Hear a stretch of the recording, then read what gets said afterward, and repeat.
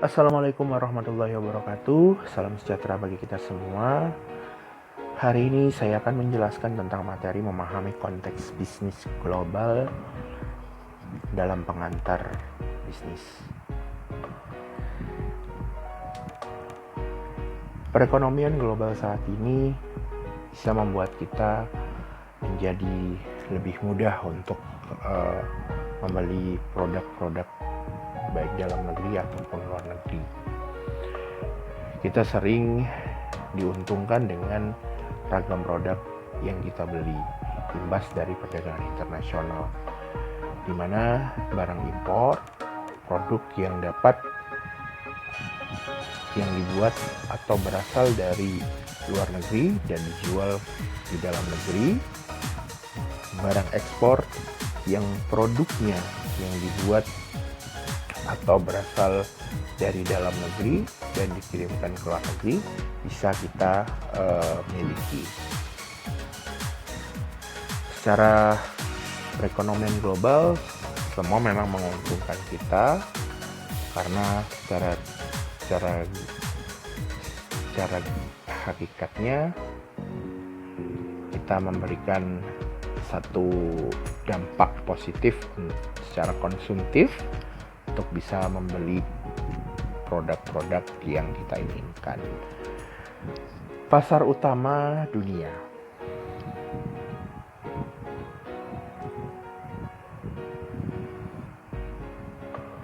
Perbedaan negara berdasarkan kekayaan Bank Dunia atau World Bank, ya.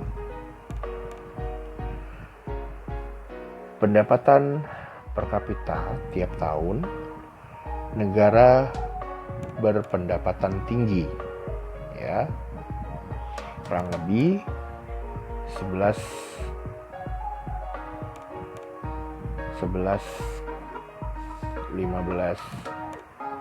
US dollar. Negara berpendapatan menengah sampai tinggi dari 15 US dollar, ya, kurang lebihnya dikali 3,595 US dollar. Negara berpendapatan menengah rendah itu di 3,595 US dollar kurang lebih kali 905 US dollar.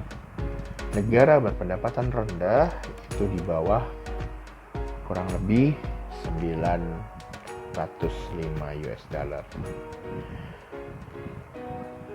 Kemudian pasar utama dunia berdasarkan letak geografis.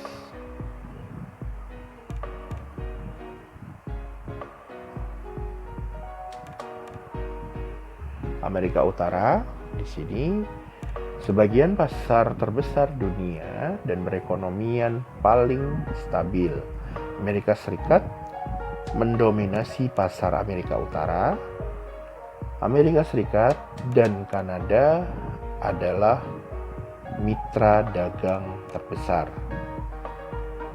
Meksiko menjadi sentra manufaktur di mana tenaga kerja murah dan biaya transportasi murah.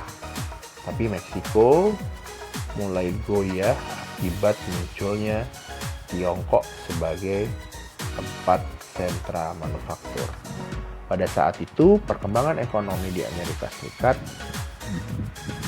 berada pada titik kualitas perdagangan yang baik, di mana secara garis besar Amerika Serikat bisa menguasai untuk sebagian mitra perdagangannya, salah satunya Amerika Utara. Kemudian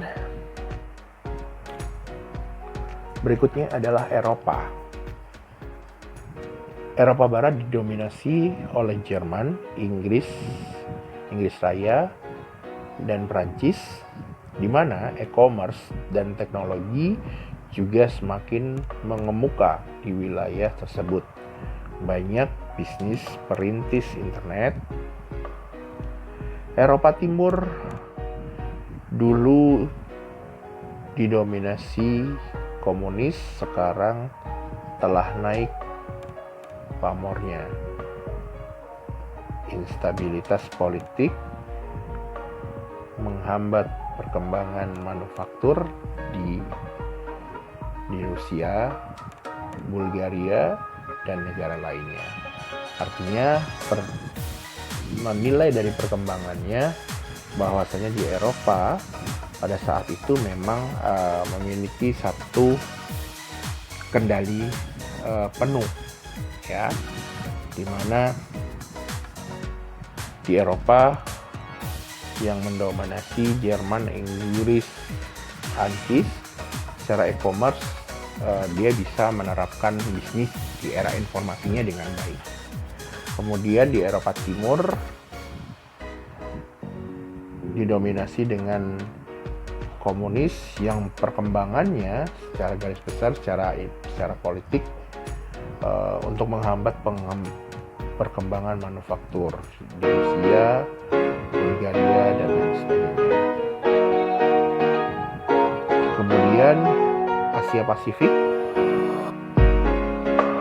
Jepang yang didorong oleh perusahaan besar Tokyo, Korea Selatan, asal perusahaan Samsung, merupakan salah satu pemain sukses perekonomian internasional. Tiongkok telah muncul sebagai pasar yang penting dan menjadi negara dengan perekonomian terbesar ketiga di dunia setelah Uni Eropa dan AS. Artinya Jepang dan Korea pada dasarnya di lingkup Asia Pasifik adalah salah satu perkembangan produk, atau bisa dikatakan dalam perekonomian global yang masuk dalam bidang informasi dan industri terkini, yaitu komunikasi dan lain sebagainya seperti Samsung. Itu memang pesat, bisa bersaing pesat. Kemudian kesepakatan dan aliansi dagang. Penjelasannya adalah beragam kesepakatan legal telah memicu perdagangan internasional dan membentuk lingkungan bisnis global.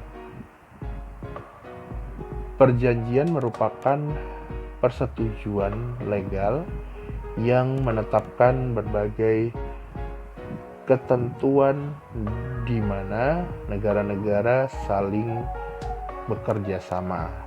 Contoh aliansi dagang, NAFTA, EU, ASEAN, dan WTO. Kemudian dari aliansi dagang ini akan merumuskan satu nilai kerjasama perdagangan internasional untuk menstabilkan perekonomian negaranya. North American Free Trade Agreement, ya, atau NAFTA, mencabut hampir seluruh tarif dan hambatan perdagangan lain antara Amerika Serikat, Kanada, dan Meksiko, serta meliputi perjanjian mengenai isu lingkungan dan eksploitasi tenaga kerja. Jadi penetapan untuk eksploitasi tenaga kerja sudah ada di NAFTA. Tujuan NAFTA dasarnya menciptakan pasar Amerika Utara yang lebih aktif. Jadi ada Amerika Serikat dan Amerika Utara ini memang perkembangannya sangat luar biasa. Jadi dampaknya harus diimbangkan seperti itu. Kemudian ada Uni Eropa, European Union, ya, atau EU, terdiri dari Sebagian besar negara Eropa, negara-negara ini telah menghilangkan kota dan menetapkan tarif yang seragam atas produk yang diekspor dan diimpor antara anggota EU. Penetapan mata uang tunggal euro oleh sebagian besar anggota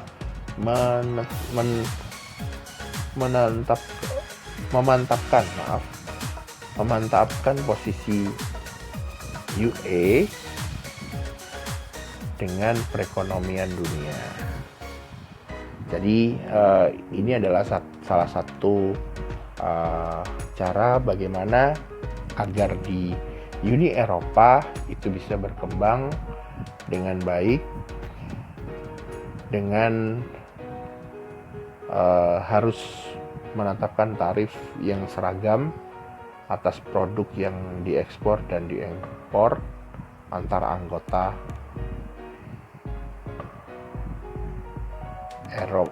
European Union. Seperti itu. Kemudian masuk pada Association of Southeast Asian Nation atau ASEAN, didirikan pada tahun 1967 sebagai organisasi kerjasama bidang ekonomi, politik, sosial, dan budaya, bertujuan untuk meningkatkan pertumbuhan ekonomi, kemajuan sosial, dan pengembangan kebudayaan negara-negara anggotanya,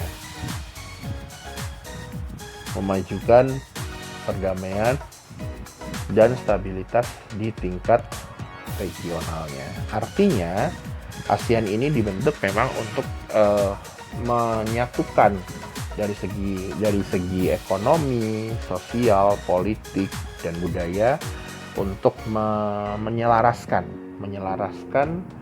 satu perjanjian untuk bisa bekerja sama dengan baik. Kemudian selanjutnya adalah World Trade Organization, General Agreement of Trade and Trade atau GATT tahun 1947. Perjanjian ini yang mendasari WTO dengan tujuan 1. Merangsang perdagangan dengan menetapkan praktik perdagangan yang adil. 2. Mengurangi hambatan perdagangan. 3. Menetapkan prosedur yang adil untuk menyelesaikan perselisihan antar negara anggota. Jadi ini adalah bisa dikatakan salah satu asosiasi negara untuk perdamaian dunia. Kemudian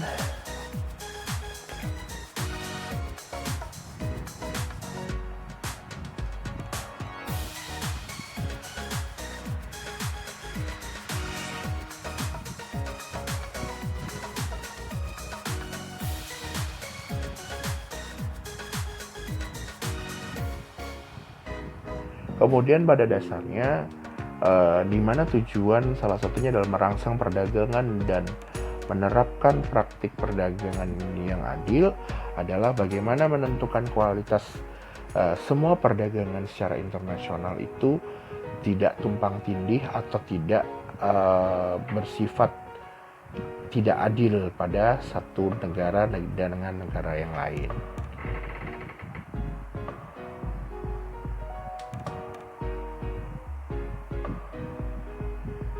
Berikutnya,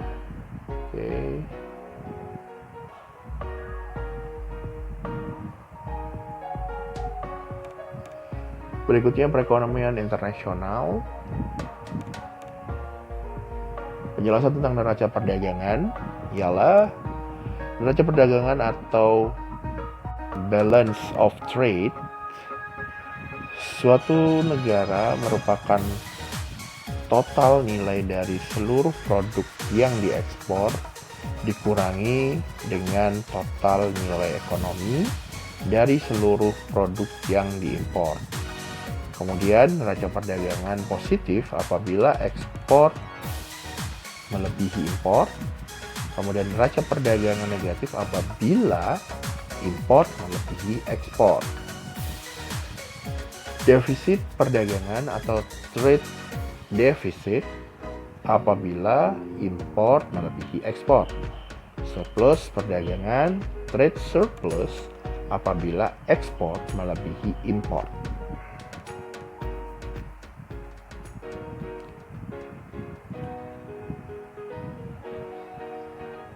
Ini salah satu contoh neraca perdagangan Indonesia 2003-2013. Bisa dicek. Kemudian lanjut saja pada neraca pembayaran.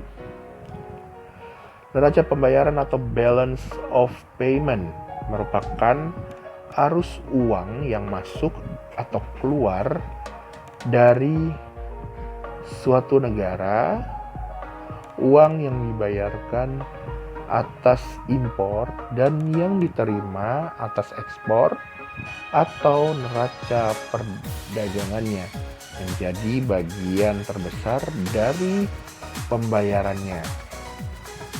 Pertukaran uang juga termasuk ke dalamnya. Kemudian ada nilai tukar, di mana nilai tukar atau kurs exchange rate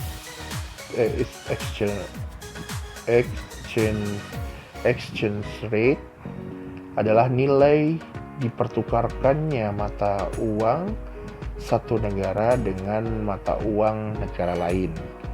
Bila nilai mata uang atau suatu negara menguat, perusahaan mengalami kesulitan mengekspor produk dan perusahaan asing menjadi lebih mudah memasuki pasar lokal.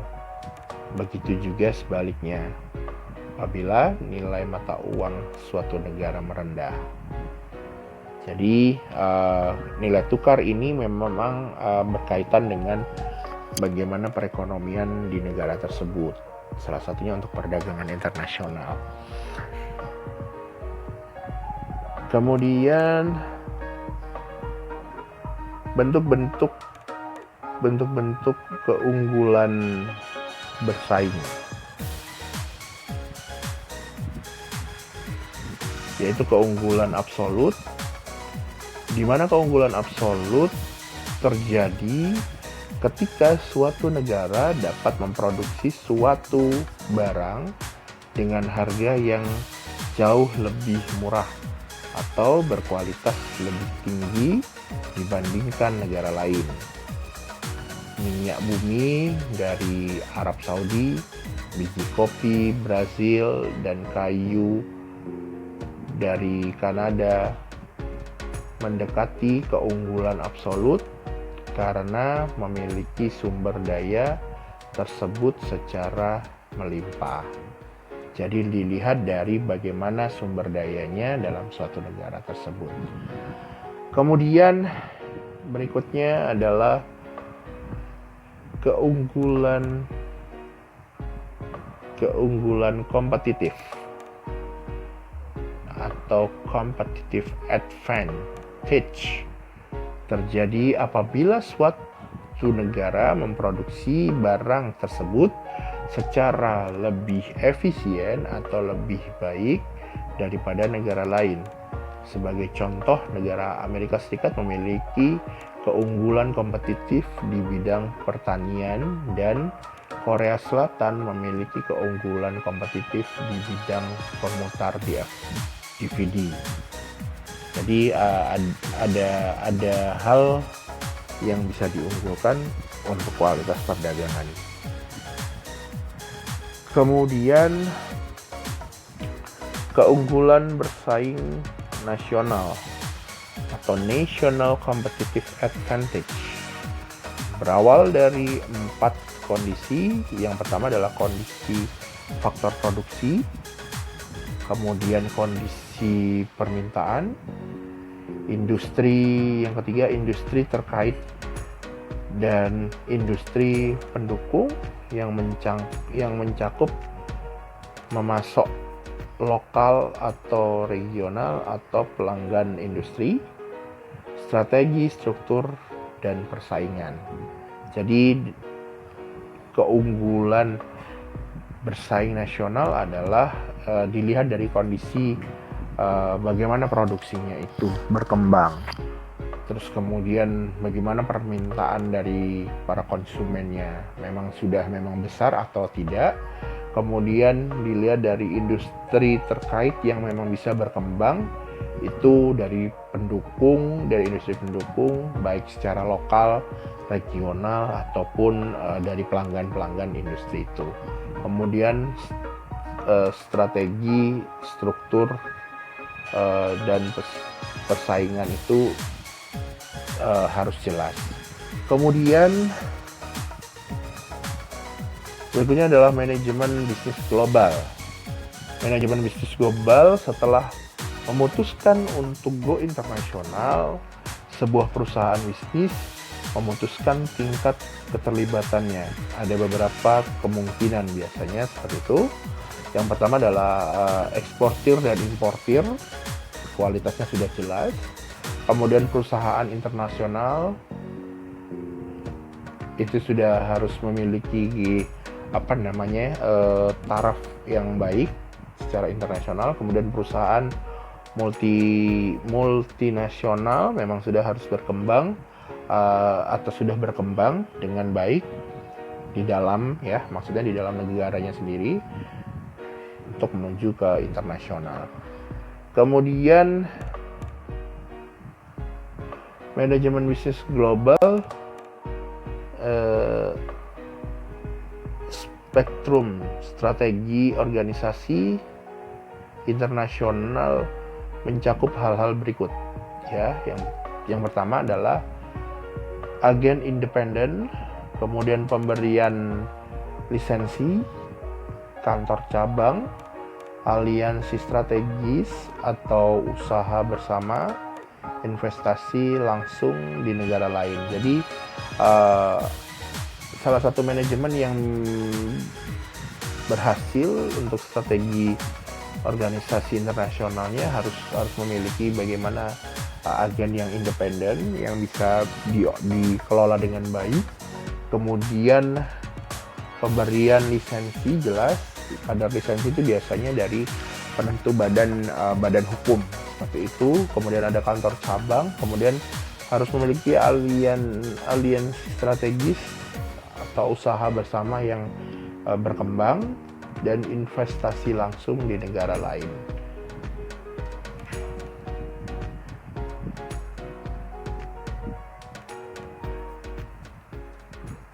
Baik, ini salah satu penerapan dengan penjelasan tentang memahami konteks bisnis global, di mana secara garis besar semua sudah ada asosiasinya untuk mengembangkan usaha-usaha yang awal mulanya dari di dalam negeri, kemudian bisa menjadi sebagai salah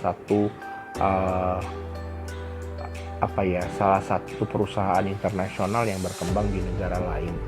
Salah satunya harus bisa melihat konteks global seperti saat ini. Artinya semua dari pola perekonomian, kemudian apa yang sedang terjadi saat ini di negara kita atau mungkin negara lain.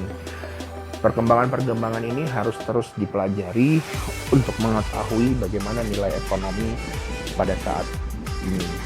Jadi semua yang terjadi dari segi ekonomi, sosial, budaya, politik itu bisa berpengaruh untuk sebuah bisnis. Mudah-mudahan penjelasan ini dapat menjadi acuan yang baik untuk Anda semua. Mohon maaf atas segala kekurangan dan kekeliruan saya. Terima kasih. Assalamualaikum warahmatullahi wabarakatuh. Salam sejahtera bagi kita semua.